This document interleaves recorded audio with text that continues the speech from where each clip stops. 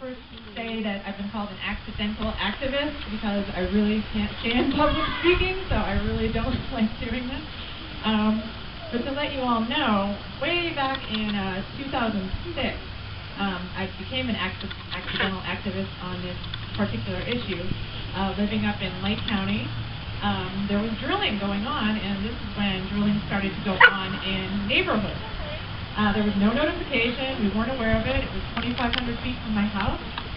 I ended up getting very sick for 2 months. I missed a week of work.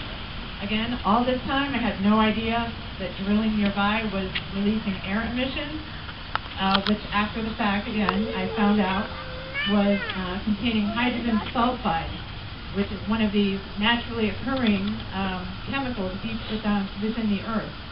What happens is when drilling takes place without using fluid, when the drilling first starts, this is a cheaper way to do it, the way for an industry to cut corners, and the risk therein is this gas can escape much more easily, so the fluid would suppress that air.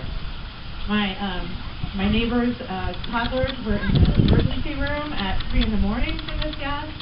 For those of you that don't know much about this gas, it's instantly fatal in certain parts per million. We have had a death in 2009 in Ohio of an oil and gas worker from this gas. What happened after the fact, and what I'm finding to be true with the lawmaking or the Ohio Department of Natural Resources, is that they don't make any improvements to the law or to the regulations proactively, only after the fact. So, for example, what I did was I put out the word in 2007 about these kind of risks. I think an oil and gas company wrote back to me in the newspaper and said that none of this is true. A couple months later, the Bainbridge House explosion occurred and all of the water contamination. So from therein, the OGAP started forming more and more people in 2008 and 9 with regard to health and safety risks, whether it be water or air pollution. So I just wanted to point out that it's great, the more people that get involved, the better, and to hold our public officials accountable, and like some of the people came up here, vote for the right people, vote them in, so that we can get some proactive measures on the books. I'll keep it short, but through a lot of hard work and working against the oil and gas lobby, which has much more money and lawyers than all of us, we were able to get some minor improvements into the state law in 2010.